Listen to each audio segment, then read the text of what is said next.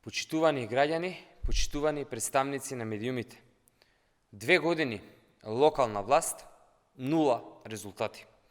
ДПМН ги изневери граѓаните и не ја оправда довербата која што ја доби на локалните избори. Градоначалниците на ДПМН во над 40 општини не ги остварија изборните ветувања. Напротив, она што го ветуваа пред граѓаните, кога им ја бараа довербата, не го реализираа. Нема проекти, нема развој, нема резултати. Една голема нула. Дополнително, во општините под капа на ДПМН, граѓаните плаќаат поголеми сметки. Речи си да нема градоначалник од оваа партија, кој што не ги зголеми цените за данок на имот и до 300% за ѓубретарина, вода, комунални услуги. Скопје е пример како Мицкоски и ДПМН, она што го ветуваа пред граѓаните, не го испорачаа. Едно зборуваа кога бараа гласови од скопјани, а денеска друго. Со еден збор донесоа хаос. Во Скопје нема бесплатен градски превоз. Клучното ветување не е остварено.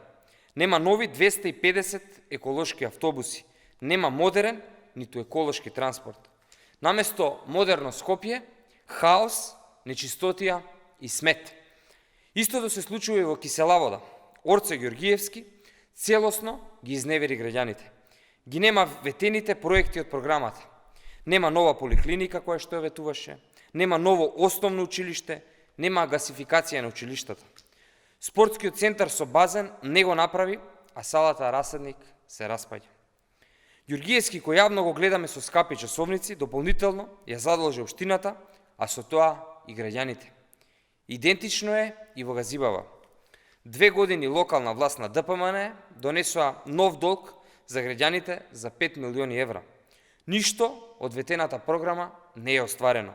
Ги нема 4 нови градинки, нема 4 нови спортски центри, нема нови улици, нема 2 клучки на булеварот Александар Македонски.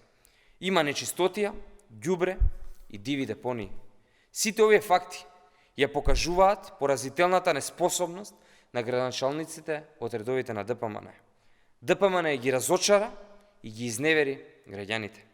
Ви благодарам и побелете со прашање.